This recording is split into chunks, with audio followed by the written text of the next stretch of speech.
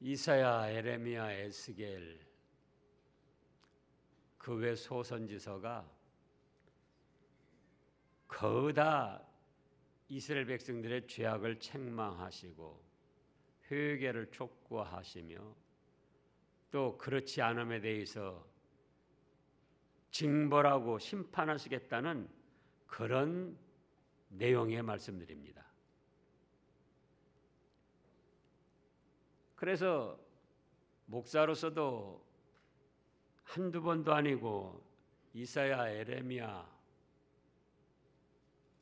또 에스겔 그 외 소선지서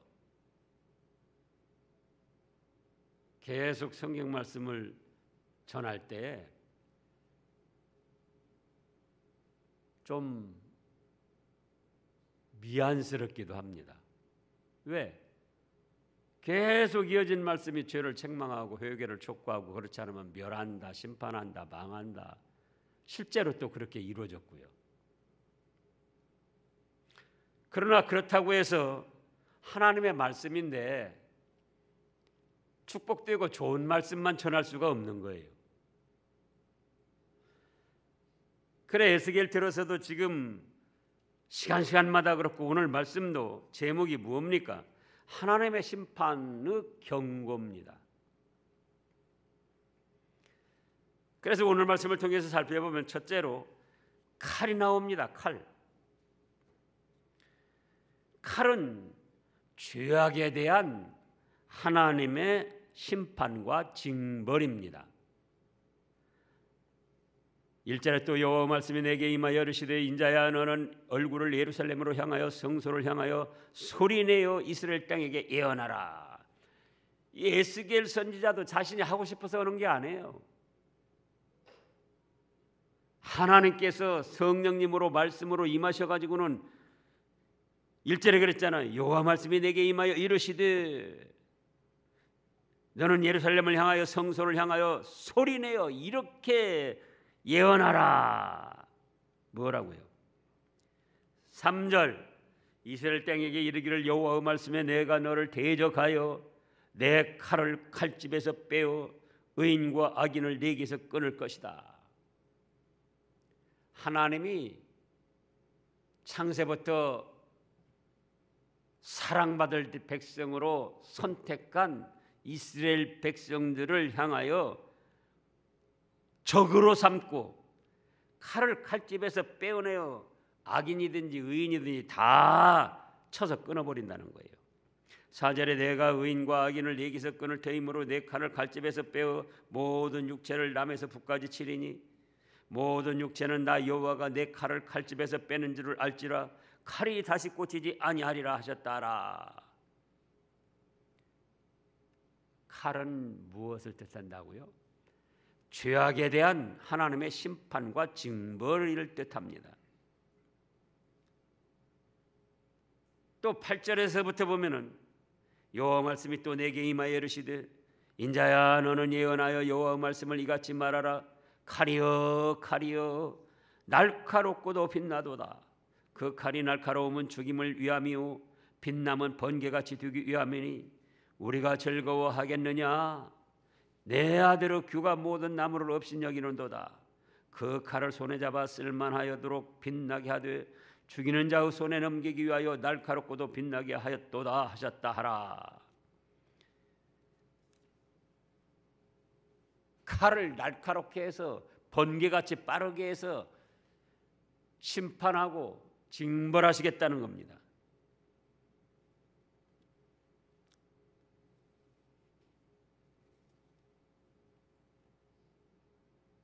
그 다음에 14절부터도 보면은요. 그러므로 인자야 너는 예언하며 손뼉을 쳐서 칼로 두세 번 거듭 쓰이게 하라. 이 칼은 죽이는 칼이라 사람들을 둘러싸고 죽이는 큰 칼이로다. 내가 그들이 낙담하여 많이 엎드러지게 하려고 그 모든 성문을 향하여 번쩍번쩍하는 칼을 세워놓았도다.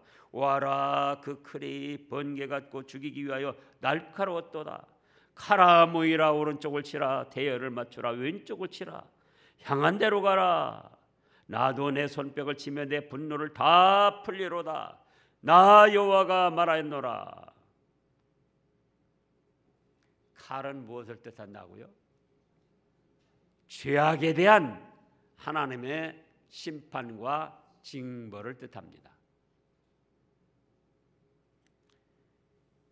평소에는 하나님께서 회개할 기회를 주시며 참아주십니다. 그러나 회개할 기회를 주시고 참아주시는 때가 지나면 반드시 이렇게 무섭게 심판을 하시는 거예요.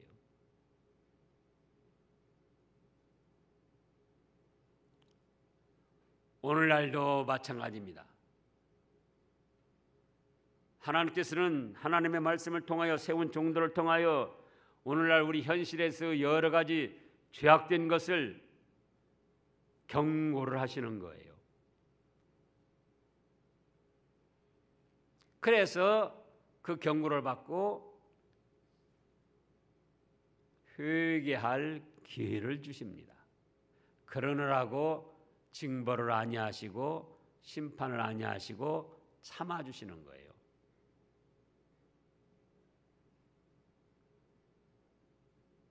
그런데 사람들이 그것도 모르고 악한 일의 징벌이 속히 실행되지 않으므로 인생들이 악을 행하기에 담대하도다 이렇게 나가는 거예요. 그러나 우리는 깨달아야 됩니다. 내 스스로 양심적으로 생각해 볼 때 잘못한 것이 있는데도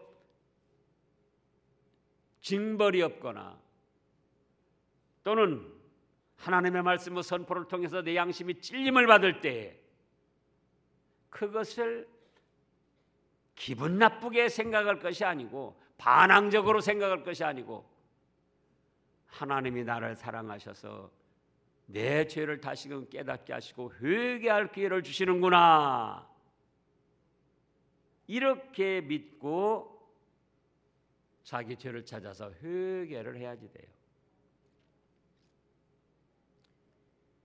지난주 말씀에서도 우리가 무슨 말씀을 했죠?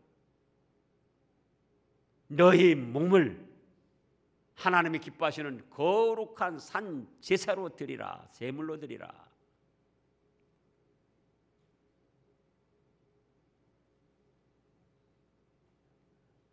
우리가 예배를 드리는데도 시간에 따라서 형식에 따라서 습관에 따라서 그냥 드리는 건 아닌가?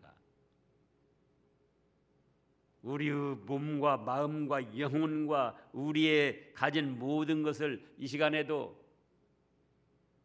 현존하시는 하나님을 믿고 기쁜 마음으로 비록 죄에 대한 책망이 있고 징벌이 있다 할지라도 그건 나를 사랑하시는 하나님의 뜻이다 이렇게 믿고 기쁜 마음으로 찬양하고 기도하고 말씀을 듣고 예배 드리느냐 그거예요.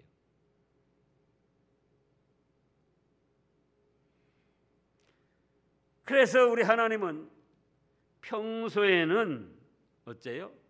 회개할 기회를 주시면서 참아주시는 거예요. 그러나 때가 되니까 이렇게 무섭게 칼로, 날카로운 칼로, 번개같이 빛나는 칼로 여지없이 심판을 하시는 거예요.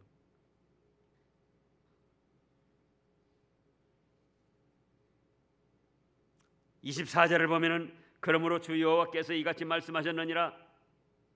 읽어보세요. 24절 다 같이요. 그러므로 주 여호와께서 이같이 말씀하셨느니라. 너희의 악이 기억을 살리며 너희의 허물이 드러나며 너희 모든 행위의 죄가 나타났도다. 너희가 기억한 바 되었은즉 그 손에 잡히리라.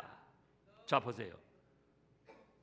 회개할 기회를 주셨는데 회개할 기회를 헛되이 떠내려보내고 회개를 하지 않으니까 그러므로 주 여호와께서 이같이 말씀하셨느니라. 너희의 악이 뭐예요?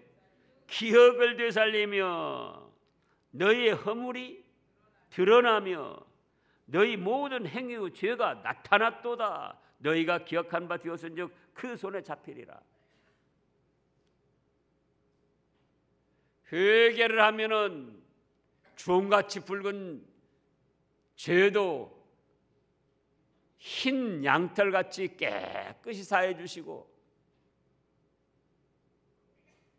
동이 서에서 먼 것처럼 죄과를 멀리 옮겨 놓으시는데, 회개할 기회를 주어도 회개를 하지 않고 계속 죄악을 행하고 나가니까 그 전에 지었던 죄들, 악한 일들 다 기억을 되살려서 허물, 알지 못하는 가운데 지은 죄라도 그것도 다 드러나게 하시고, 모든 행위의 죄가 나타나도록 해서 심판하고 징벌을 하신다는 거예요.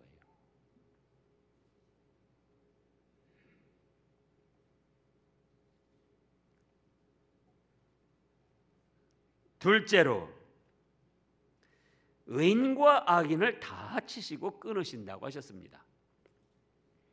자, 3절 4절을 보면은요, 이스라엘 땅에게 이르기를 여호와의 말씀에 내가 너를 대적하여 내 칼을 칼집에서 빼어, 그 다음에요, 의인과 악인을 내게서 끊을지며 내가 의인과 악인을 내게서 끊을 터이므로 내 칼을 칼집에서 빼어 모든 육체를 남에서 북까지 치를 것이다.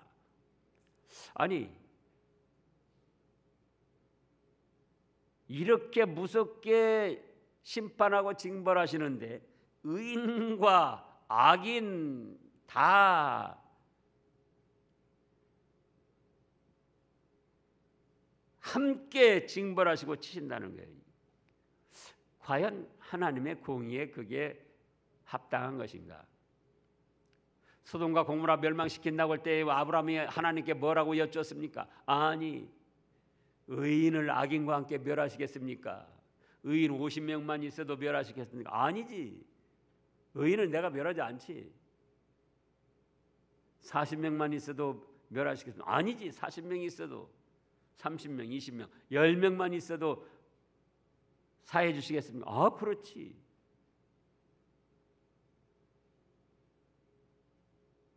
노아 홍수 때도 온 세상이 죄악으로 가득 차서 관영했다고 그랬어요. 가득 차서 하나님이 심판하시는데 그 중에 의인 노아 8식구는 살려주시고 구원해 주셨잖아요. 근데 여기는 의인과 악인을 다 징벌하시고 끊어 멸하신다는 거예요. 그럼 여기 의인은 어떤 의인인가? 스스로 의인, 자칭 의인들을 말합니다.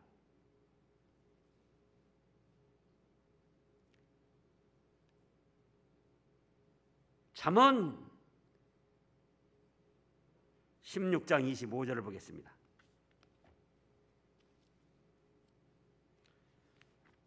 잠언 16장 25절, 이 말씀도 이따금 우리가 찾아보죠. 잠언 16장 25절 다 같이요. 어떤 길은 사람이 보기에는 바르나 필경은 사망의 길이니라. 인간적으로 도덕 윤리적으로 바로 행한 척하고 나는 의로운 사람이다. 자칭 의인이고 스스로 의인이에요.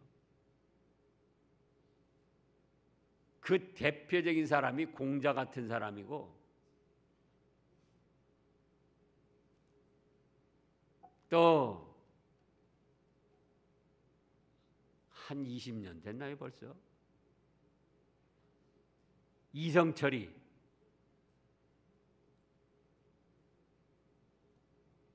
다 떨어진 누덕누덕 지운 적삼 하나만 유물로 남겼다는 불교 이성철 종정.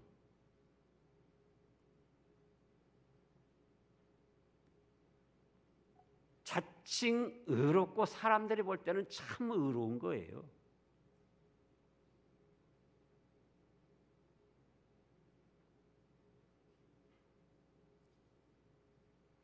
그러나 사람이 보기에는 바르고 의롭지만 하나님의 뜻에 어긋나기 때문에 그거는 사망의 길이다. 그래서 이스라엘 백성들 중에 이렇게 자칭 의인들이 많았었어요. 예수님 당시에도 제사장, 서기관, 바리새인, 장로, 종교 지도자들이 어떻게 생각했죠? 자기들은 자칭 의인들이었어요.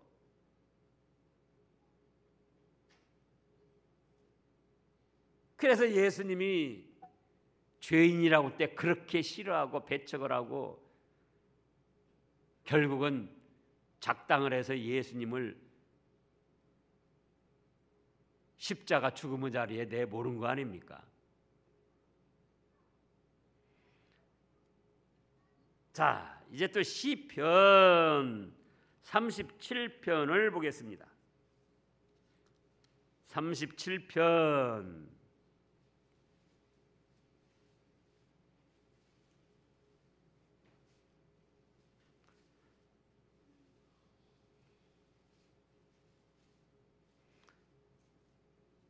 37절부터 보면은 온전한 사람을 살피고 정직한 자를 볼지어다.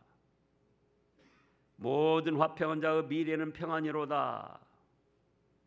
하나님의 말씀을 붙들고 믿고 의지하며 바르고 정직하게 화평하게 나가는 사람. 38절에 범죄자들은 그러나 함께 멸망하리니 악인의 미래는 끊어질 것이나. 39절 40절 읽어보세요.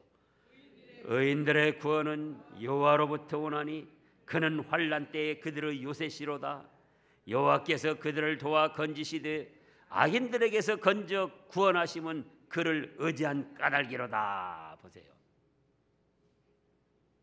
그러니까 지금 에스겔에서 의인과 악인을 다 끊으신다는 건 그 의인들은 어떤 의인이라고요?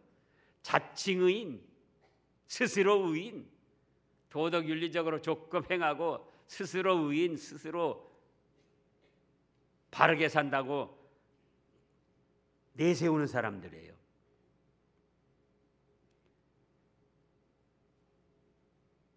범죄자들은 함께 멸망하고 악인의 미래는 끊어지지만 의인들은 여호와가 구원하시고 환난 때에도 그들의 요새가 되어 주신다. 지금 시편 37편 38, 39, 40절에는 여호와께서 그들을 도와 건지시되 악인들에게서 건져 구원하시고 지켜주시는데, 왜냐? 성삼위 하나님을 의지한 까닭이로다.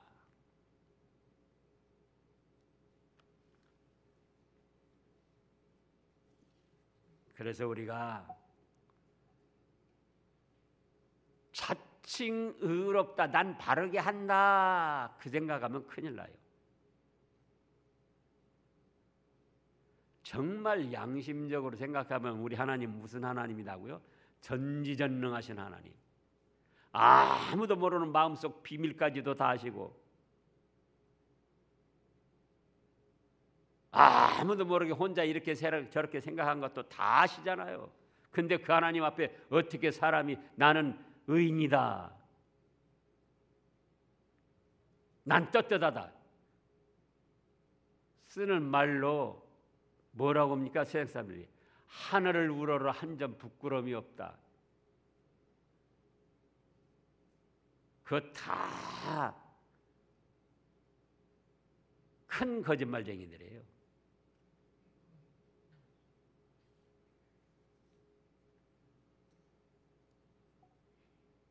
셋째로는 내 아들의 규가 모든 나무를 업신여기나 징벌받는다. 10절과 13절을 보겠습니다. 10절에 그 칼이 날카로움은 죽임을 위함이요 빛남은 번개같이 되기 위함이니 우리가 즐거워하겠느냐. 그 다음에요, 내 아들의 규가 모든 나무를 업신여기는도다. 규는 그전 성경에는 홀이라고 했는데 왕의 지휘봉을 뜻해요. 규가 뭐라고요? 왕의 지휘봉. 그러면 내 아들은 규가 왕의 지휘봉이니까 내 아들이 누구냐? 이스라엘 왕을 말하는 거예요.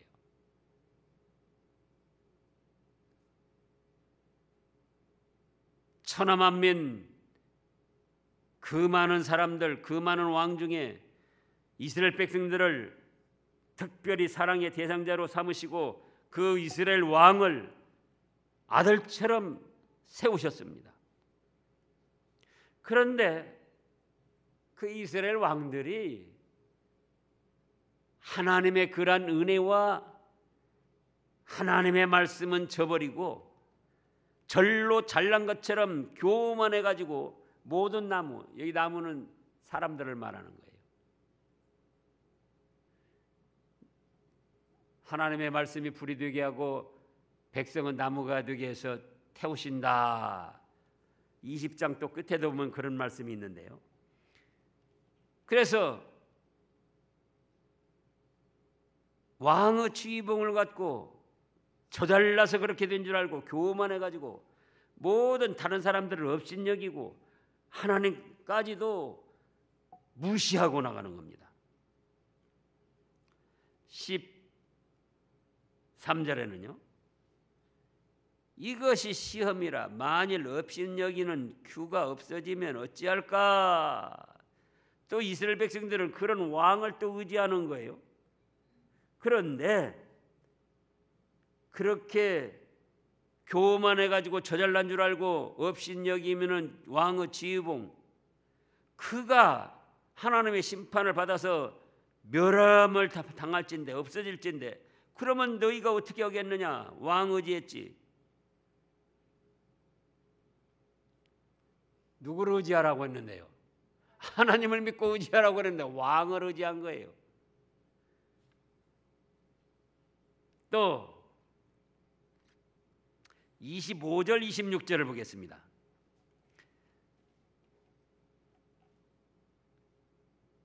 24절부터 보면 그러므로 주 여호와께서 이같이 말씀하셨느니라 너희의 악이 기억을 되살리며 너희의 허물이 드러나며 너희의 모든 행위의 죄가 나타났도다. 너희가 기억한 바 되었은즉 그 손에 잡히리라. 25절입니다. 너 극악하여 중상을 당한 이스라엘 왕아, 네 날이 이르렀나니 곧 죄악의 마지막 때니라. 주 여호와께서 이같이 말씀하셨느니라 관을 제거하며 왕관을 벗길지라 그대로 두지 못하리니 낮은 자를 높이고 높인 자를 낮출 것이니라. 내가 엎드러뜨리려니와 이것도 다시 잊지 못하리라. 마땅히 얻을 자가 이르면 그에게 주리라. 보세요. 왕이든지 대통령이든지 어느 시대의 지도자든지 누가 세우셨습니까? 하나님이 세우셨어요. 믿는 사람이든 믿지 않는 사람이든 왕이든지 대통령이든지 다 하나님께서 세우신 거예요. 그런데 그걸 알지를 못해요. 김정은이도 그것도 모르고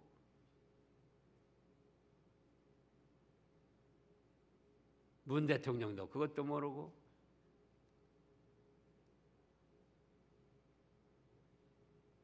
하나님이 세우셨다 안다면 어떻게 하겠죠? 정말 하나님 앞에 왕이나 대통령의 역할을 바로 감당하려고 힘을 쓰겠죠. 근데 촛불혁명이 자기 대통령 세워준 줄 알아요?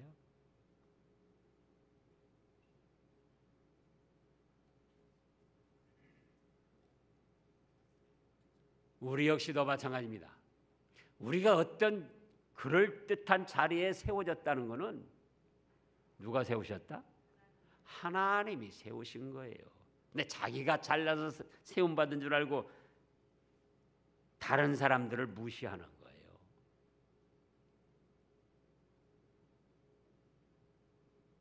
그러면 안 돼요. 교회 모든 직분자들도 목사를 비롯해서 모든 직분자들 인간의 제도와 사람을 통해서 세움받았지만은 하나님이 세워주신 거예요.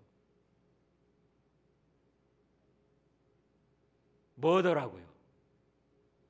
하나님이 기뻐하시는 일을 잘 수종들라고, 자기 세력 쓰라고, 난 뭐다 자기 직분 내세우면서 자기 높임 받고 자기 세력 쓰라고 그런 것이 아니고 하나님의 기뻐하시는 일을 이루어드리라고.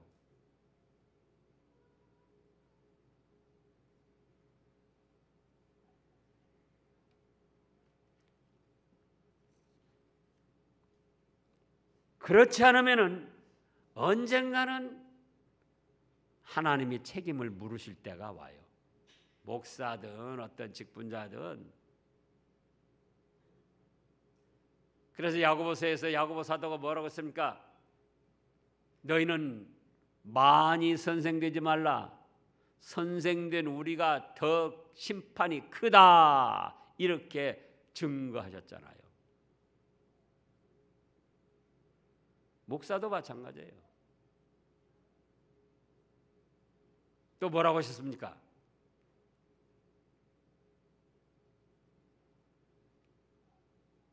많이 받은 자에게 많이 거두신다고 했어요.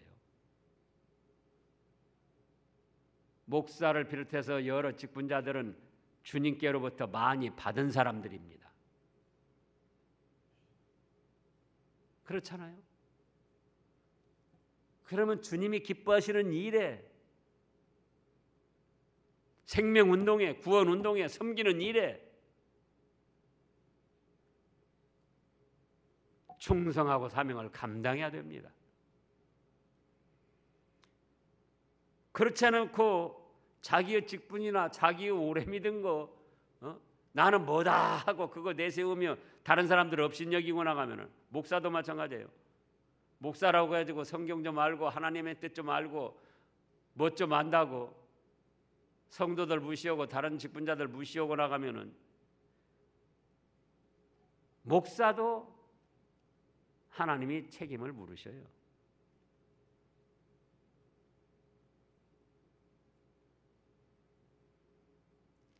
어떤 왕이나 대통령도 다 하나님이 책임을 물으십니다.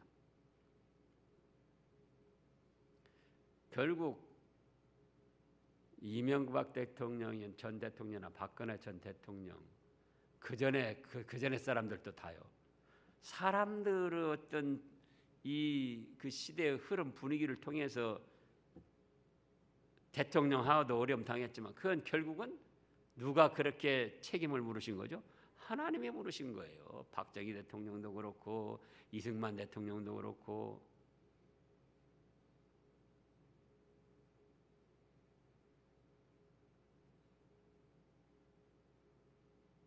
그걸 우리가 알아야지 돼요. 내 자리에서 내 맡은 사명, 내 맡은 직분 바로 감당하지 못할 때는, 그리고 잘난 척하고 다른 사람들 다른 일들 업신여기고 나가면은 언젠가는 나에게도 책임을 물으신다. 넷째로, 칼로 이스라엘 징벌하는데 그 칼로 쓰임받는 도구는 바벨론입니다.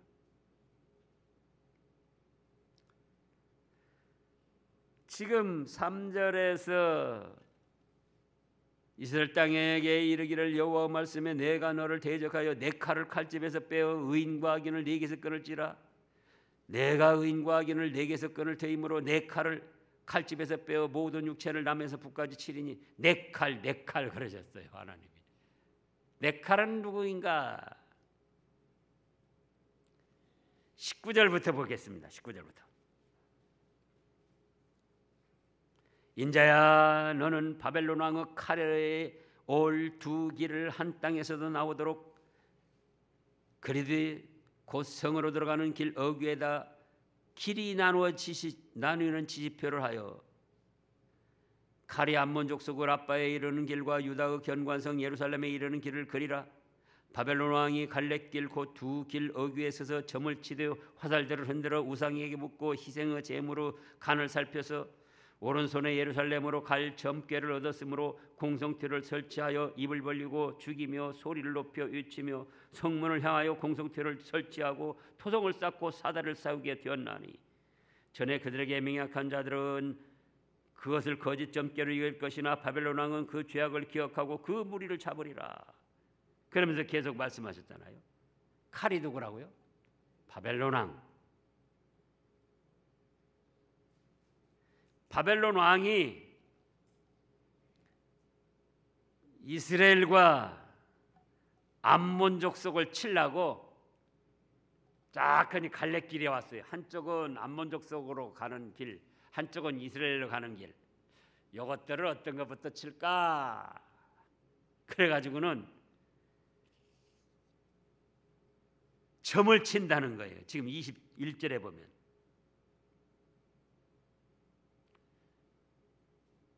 (20절에) 그랬잖아요. 칼이 암몬 족속의 라빠에 이르는 길과 유다의 견관성 예루살렘에 이르는 길을 그리라. 그리고 그 두 갈래길에 딱 서가지고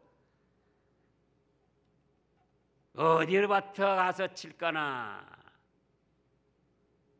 그러면서 화살을 흔들어 가지고 자기 우상에게 묻고 점을 친다는 거예요.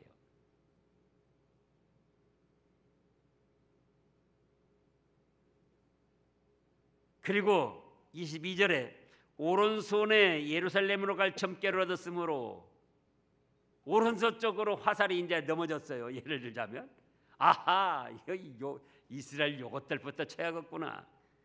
그래가지고 공성틀을 설치하고 입을 벌리고 죽이며 소리를 높여 외치며 성문을 향하여 공성틀을 설치하고 토성을 쌓고 사다를 세우게 되었습니다.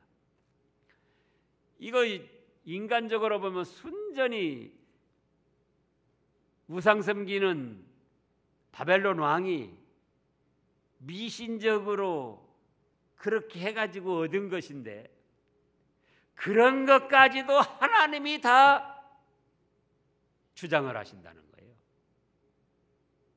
그래서 회개할 기회를 주었으나 회개치 않고 계속 죄악을 행하고 나가는 이스라엘 백성들을 먼저 치시겠다는 겁니다.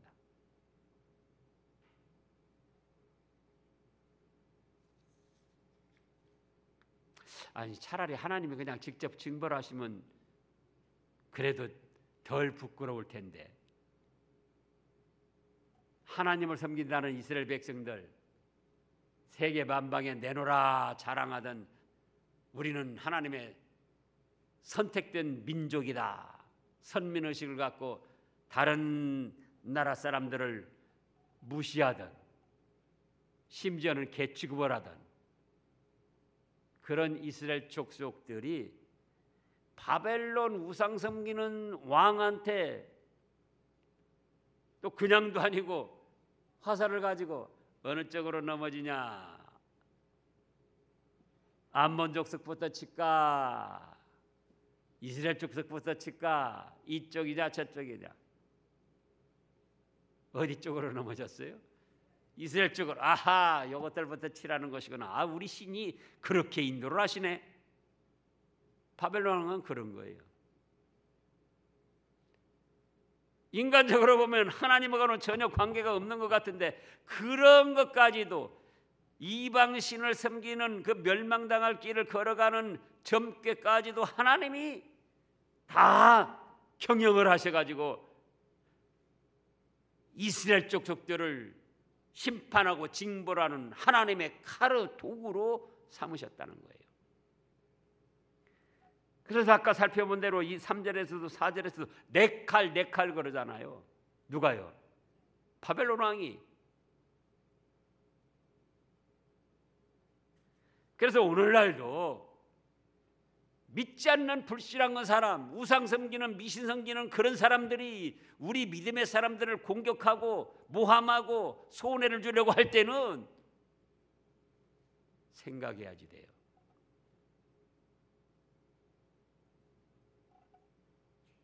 아, 내가 지금 하나님 앞에 바로 하지 못한 것이 있어서 하나님이 저 사람들을 동원해 가지고 나를 징벌하시려고 하는구나. 그때라도 꿇어 엎드려 회개를 해야지 됩니다. 그래서 이제 우리는 내가 양심적으로 생각할 때 잘못한 것이 있는데도 징벌이었을 때 하나님이 그걸 모르신다. 또 하나님도 내가 이런 정도는 이해를 해주시는구나. 그런 어리석은 생각하지 마시고, 하나님께서 나에게 무슨 기회를 주셨다? 회개할 기회를 주셨구나. 그래서 그 회개할 기회를 놓치지 말고 회개하여 용서를 받고 이런 징벌에서 사함을 받고 회개한 자에게 주시는 새로운 은혜를 받아들이는 우리가 되어야겠습니다.